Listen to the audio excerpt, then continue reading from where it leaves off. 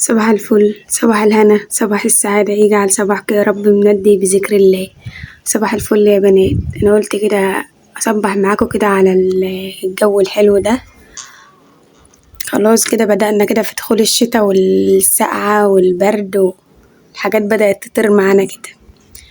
تعالوا بقى نعمل مع بعض فطار كده، نفطر ونشوف هنمشي يومنا مع بعض ازاي. يلا يا حلوين، عايزين نعمل حاجة كده بقى يا بنات كده عشان نفوق. جبت معايا هنا كوباية لبن، هحط فيها معلقة سكر، أنا بحبها تكون مظبوطة. واحد قايم أصلا من النوم مهوش فايق، عايز حاجة تفوقه كده. هعمل قهوة باللبن، حط كده معلقة معايا وشوية.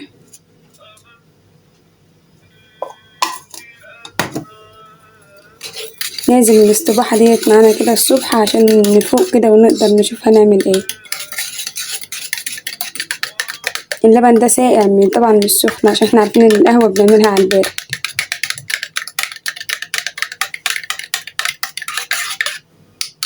كده تمام، نحطها بقى نولع عليها. حاسة ان الحامل ده كده مش مظبوط معايا الكنكة دي.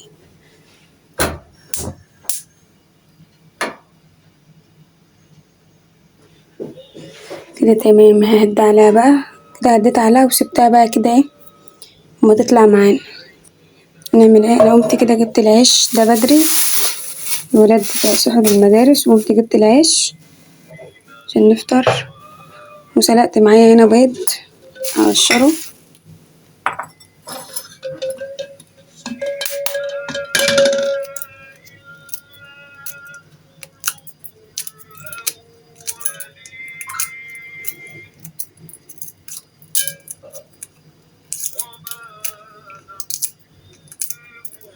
اللي كسلانة زي كده تقوم تعمل لها كوباية قهوة وهتفوق هتقدر ان هي تكمل اليوم يعني.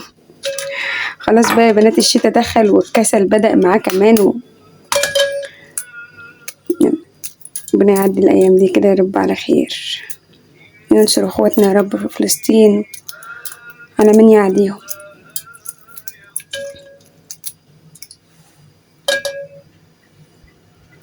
بالشعر كده يا بنات شوية دقة، وارجع حاجتنا دي كده طبعا مكانها تاني. هفطروا بقى معايا. نجيب معلقة جبنة كده مش سايحة دي يا بنات كده، بحب الجبنة ده قوي.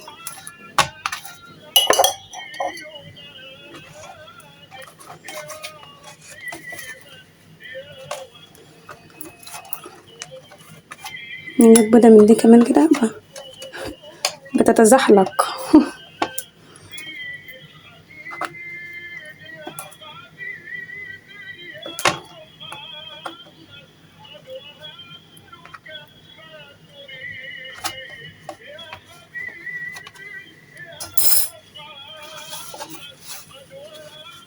ده بقى كده فطاري، السندوتش ده كده.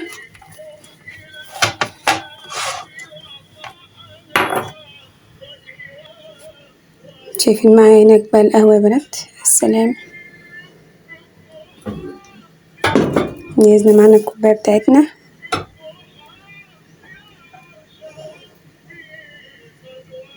ولا بد من الكوباية بتاعت المج بتاع القهوة ده. هو مش مج صغير، انتوا شايفين المج قد ايه؟ لازم المج الكبير ده كده اشربه، يخلي الواحد كده فايق ويقدر يقاوم بقى مع الولاد وكده والمناحية بتاعت اليوم.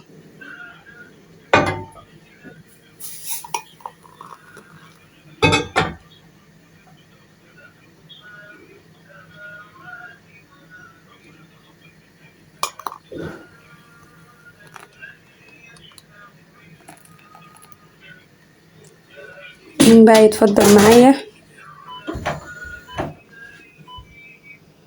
اتفضلوا بقى يا بنات. ايه رأيكم بقى في الفطار ده؟ فطار ظريف خفيف لطيف. تعالوا بقى يلا نفطر. افطر بقى وارجع لكم هنشوف هنعمل مع بعض ايه. هنا بقى يا بنات رجعت لكم بعد ما فطرت كده وظبطت الطاسه بتاعتي طبعا بكوبايه القهوه اللي احنا عاملينها مع بعض. شايفين بقى المعركة اللي أنا فيها ديت؟ أنا بجد والله أنا تعبت من تنظيف الصالة دي، أنا بجد يعني. يلا الله المستعان، ونشوف هنعمل ايه ونروقها مع بعض، عشان ورانا مهمة تانية جامدة عايزين نطلع ايه على السطح كده نعملها مع بعض. شايفين الولاد عاملين عندي الشقة ازاي؟ احنا كنا بره في مشوار كده، بإذن الله الفيديو ده هينزل لكم. فجيت متأخر، وعلى ما جيت متأخر بقى الولاد قلعوا هدومهم، واللي رمى هنا، واللي كان بيكتب واجبه بقى مستعجل علشان ايه ما كتبش واجبه وكده. فهنروق بقى مع بعض الصلاة ديت، وهنشوف هنطلع نعمل ايه مع بعض على السطح. واستنوا الفيديو اللي هينزل لكم. احنا كنا بره خارجين عاملين جولة حلوة أوي كده واحنا بره، والفيديوهات اللي جاية ان شاء الله كلها هتبقى ضرب نار. انا عايزة بقى الفيديو اللي هينزل لكم ده، بصوا عايزاه يعدي 200 لايك، وهنزل لكم الفيديو على طول تشويقا للفيديوهات اللي جايه. عايزين يا بنات اللايكات كده ايه، ايديكم كده تقعد تضغط على اللايكات لما الحاجات تفجروا الفيديو ده. ماشي يا حلوين، تعالوا بقى نعمل ترويقه ايه سريعه. هي بس هننفض وهنشغل مكنسه ننضف الارضيه على السريع. هشيل بقى الشنط بتوع الولاد والمخدات كده والفرش اللي على الركنه عشان ننفضها.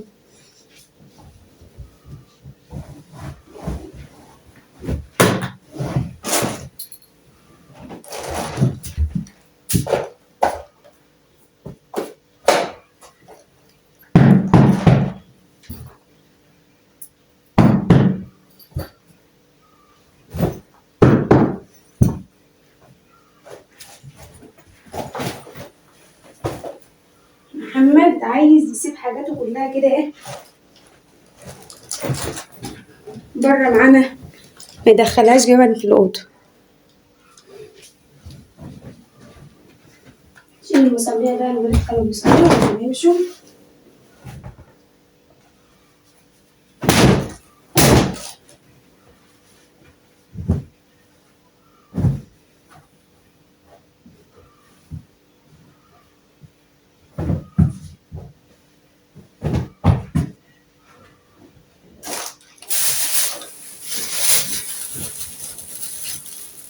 بصوا كده، احنا كنا بره امبارح، كنت بجيب لهم شوية حاجات، ومحمد جاب اللعب دي وشالها ومش راضي هنا مع اللعب التانية، سايبها هنا.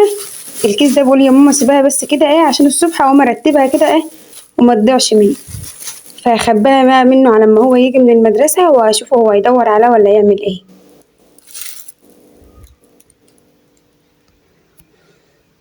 نفضناها مع بعض يا بنات، نفضت كده الركنة وظبطتها. هشيل برضو هنا القعدة الأرض اللي احنا بنقعد عليها ديت، برضو هشيلها كده ونفضها.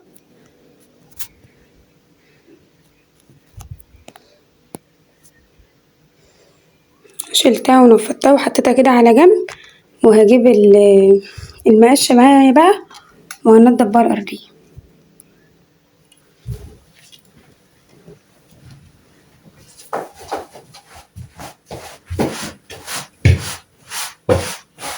هجيب المقشة بقى، مش مستاهلة إن أنا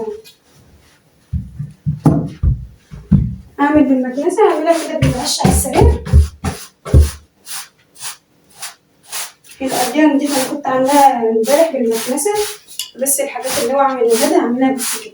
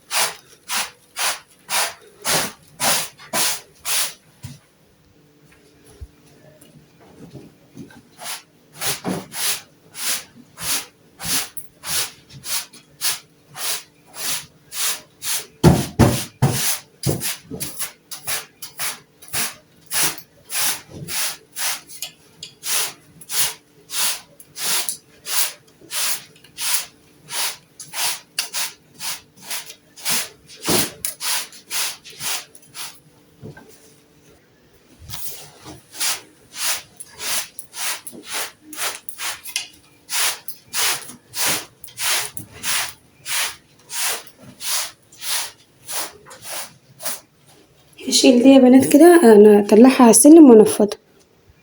شلنا الحافظة اللي هنا كده نفضناها، وهنكمل بقى تنظيف الحتة دي.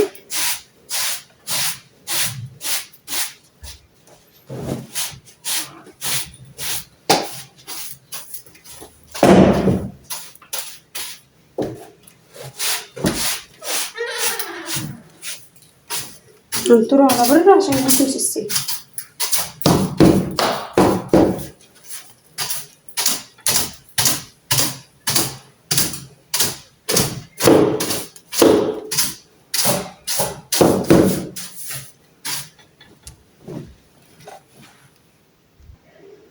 نضفتها كده يا بنات يلا على بره، وطلعت العك اللي كان هنا بره كده، هنشيل الحاجات اللي هنا اللي قدام الشقة ديت كرخرة، عشان شايفين قدام الشقة عاملة ازاي. لميت كده كل حاجة هنا، وظبطت الجزامة نفضت المفرش وحطيته.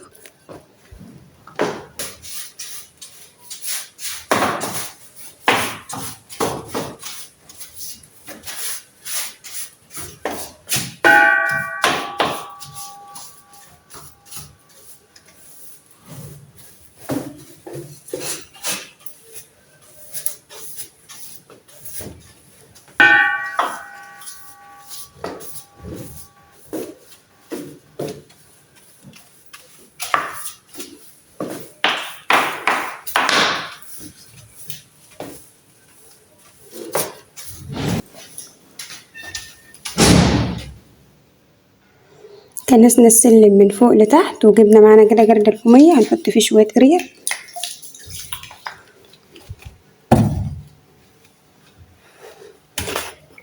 اللي شاف فيديو المسحوق عارف ان دي كرول. بنزل كده بشوية كرول حلوين عشان ايه انضف بهم السلم. الشرشوبة دي يا بنات كده انا عاملاها للسلم مخصوص تنضيف السلم. الخلطة اللي انا عملتها دي كده همسح بقى السلم من فوق لتحت، اخلص بقى السلم وارجع معاكم. شايفين يا بنات انا جبت السلم من فوق وهمسح الجدار ده كله بقى. جبت معايا المساحة بتاع الحيطة دي جميلة، هبلها مية من اللي في الجردل دي ونمسح ألمع بقى الحيطة. شايفين انا مغطسة ازاي اليمة دي، شايفين اليمة طبعا مكان التنفيذ والتراب والعك ينضفوا معانا.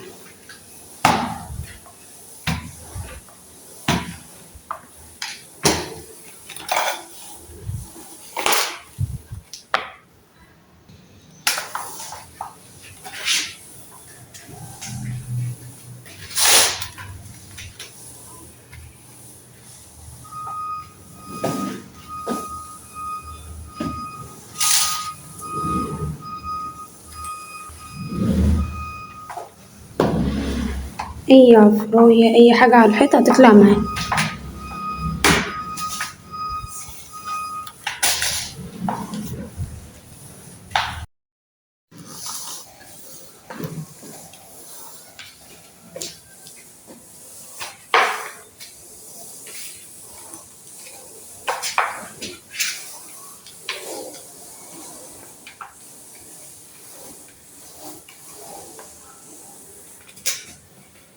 ايه رأيكم بقى؟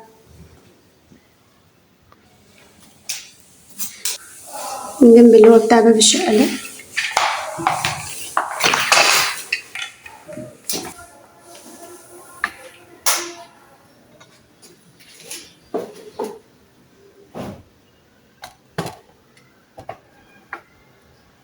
واخيرا خلصنا تطويق السلم. شايفين يا بنات، شايفين الارض بتلمع جدا مع بعضها.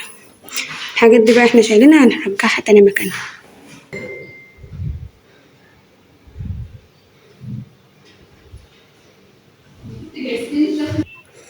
وبعد ما خلصنا السلم يا بنات طلعنا على السطح. هنعمل ايه؟ نحمر مع بعض شعرية كده في الفرن من غير نقطة زيت. معايا كمية شعرية حلوة كده نحمر كمية شعرية حلوة وناخدها بقى كده نحمرها، وبحطها عندي في البرطمان بتقعد من السنة للسنة، بتريحني جدا من غير زيت. واروح جاية شغالة بقى. ده كانت شعرية سايبة كده دول 2 كيلو. ده اكياس كده كانت عندي، كان مامتي جايبالي شعرية وكده لما كان عندي، فقلت احمرها بقى بما ان بقى عندي كمية شعرية كده حلوة اطلع احمرها كلها مع بعض. تعالوا يلا هنغسل الصينية الأول، المعلقة ده عشان أقلب بيها، والصواني دي طبعا أنا بشتغل بها على السطح معجنات وحاجات من دي. هاخد واحدة أغسلها عشان أحمر فيها.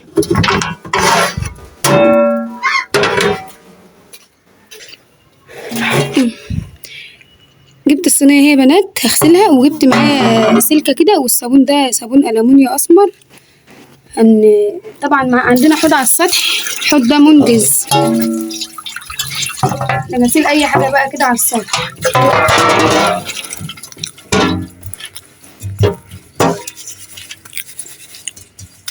اغسلها حلو عشان طبعا هنحمر فيها حاجات الأكل.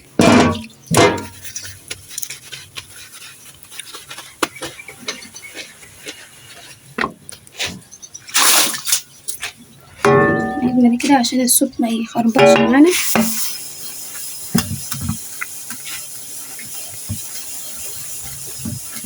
شايفين السلكة بتطلع الزراعي اللي في الصينية ازاي؟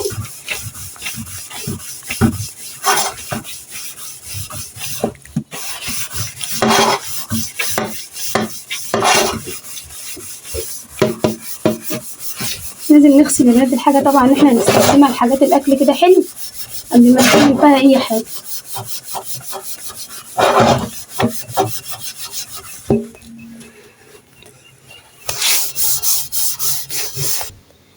فلة شمعة منورة، هاخدها بقى هولع الفرن واحطها تنشف معانا الأول. لازم هنا بقى يا بنات هحط الصينية في الفرن عشان تنشف معانا من المية اللي احنا كنا غاسلينها بها، علشان لما اجي انزل بالشعرية في الصينية طبعا الشعرية ما تتبلش معانا مية. يلا بينا يا قشطة. شايفين يا بنات الصينية نشفت معانا ازاي؟ هجيب بقى كده معايا الشعرية، انا 2 كيلو كده هفضيهم. فضي بقى كده الشعرية معانا كفاية كده اما نحمر. نشوف كده الصينية مزحومة ولا ايه؟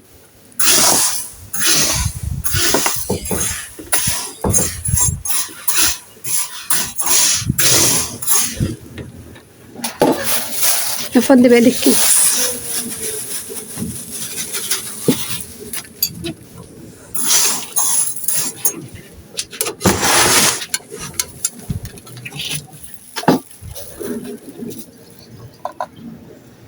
شايفين النار في الجنوب عاملة ازاي؟ هادية من هنا وهادية برضو معانا من هنا، شايفين؟ بس انا هعلي شوية،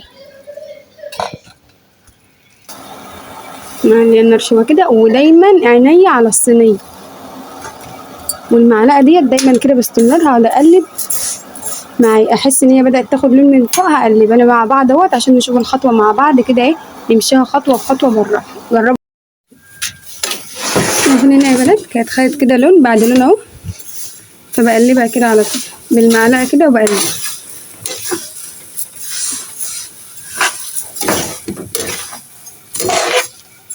طبعا مش شايفينها، شايف بتاخد لون ولون ازاي.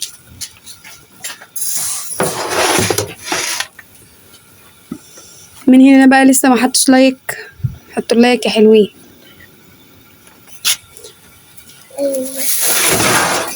شايفين يا بنات واخده لون ازاي من فوق. بقلب بقى كده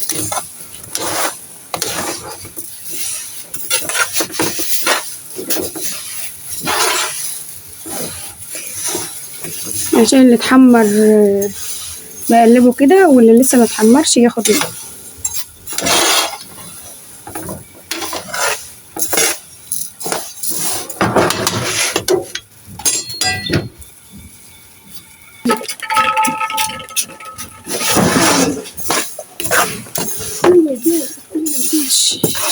شايفين بقى يا بنات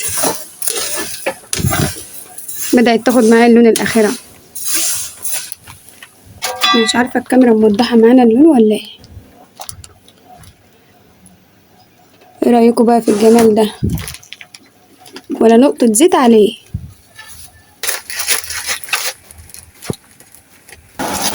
عليت بقى النار هنا يا بنات كده شوية علشان الشعرية تاخد معايا لون بسرعة، لان هي كده خلاص دخلت في التحمير الحلو اللي انا عايزاه. شايفين اللون بقى؟ هطلعها بقى معاكم.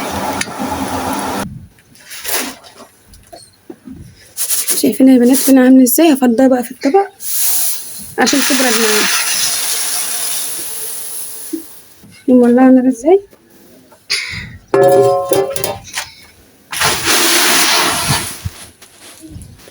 سيبها كده تبرد معانا. ومعايا هنا بقيت الاكياس هفضها برضو. هفضي الاكياس بقى كده. الله المستعان. فتحناه.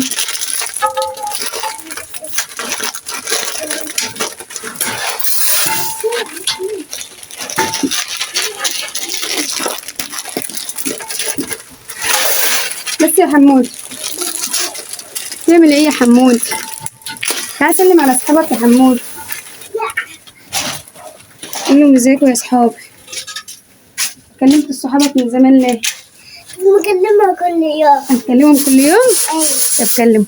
فضينا بقى يا بنات الاكياس كده. هكمل بقيه الاكياس اللي معانا هفضيها واحطها في الفرن واحمرها برضو معانا. تعالى يا حمود يلا كلم صحابك. كلم صحابك بقى. ازيك يا صحابي عاملين ايه؟ انا بتكونوا بخير. ماما بتعمل شعرية. ماما بتعمل شعرية. بتعمل ايه يا حمود؟ بتقلبها ليه؟ سخنة.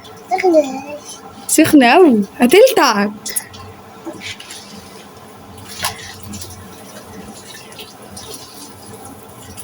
شايفين محمد والمناحية بتاعته؟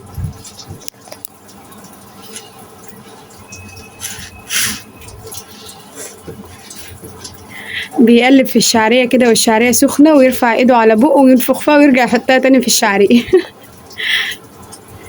ايدك سخنة؟ خلاص بقى يلا. التانية كمان بدأت خلاص كده ايه تتحمر معانا برضو وهنطلعها.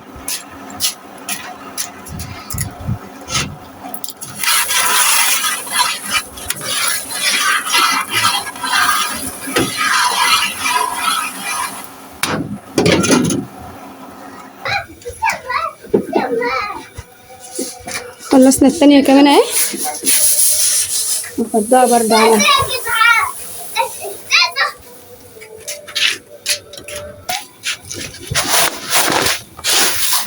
ما شاء الله ما شاء الله. بس سخنة سخنة.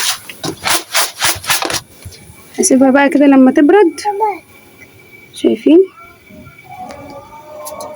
الله أكبر الله أكبر. خلصت كده الشعرية وكان معايا حتتين بطاطا كده. قلت ما نحطهم يشووا كده برضو واحنا قاعدين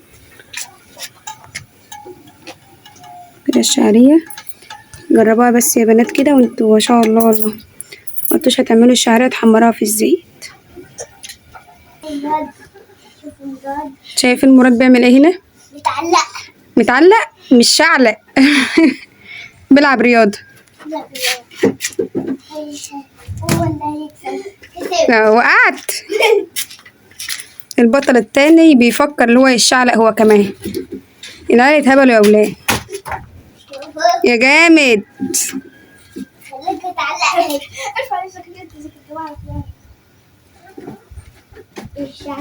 واحد يجيب عصاية وينزل على العيال دي من ورا.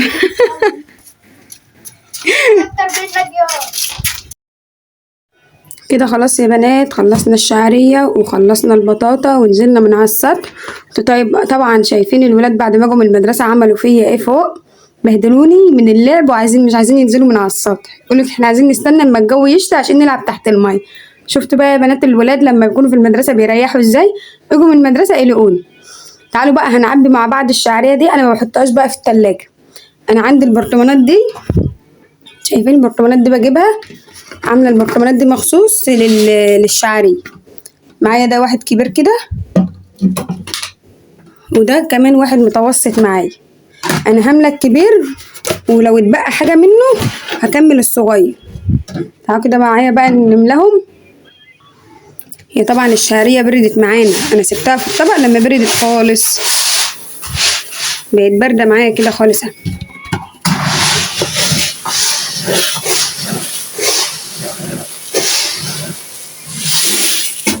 عامله بقى البرطمان ده كده بالشعريه ده كلها. اشوف هياخد معايا ولا ايه.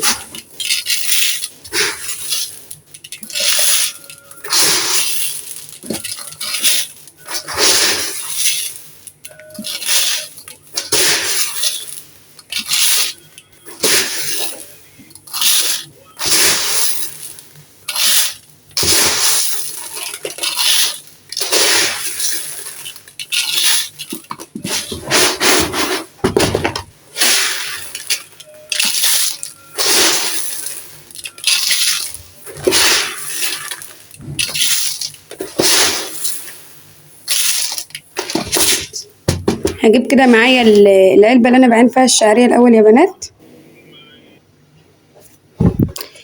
العلبة ديت مفتوحة كده من فوق، ده حلو، حافظة حلوة للمكرونة وللشعرية والحاجات دي، بتتقفل كده كابس. ماشي، انا بملى دي وبحطها في المطبخ قريبة ليا تحت ايديا على طول الاستخدام، علشان لما بحتاج منها على طول باخد. بملاها كده الاول قبل ما اكمل البقسماط.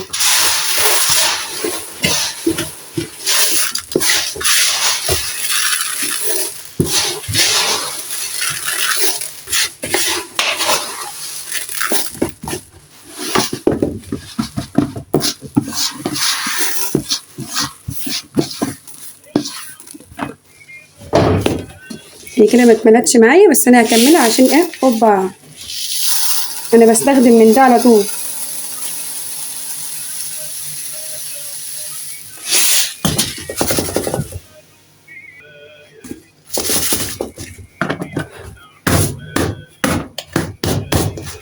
اما اجي عاوز بقى اخد منها بفضي من هنا كده، وده ما اتملاش معانا هقفله برضو.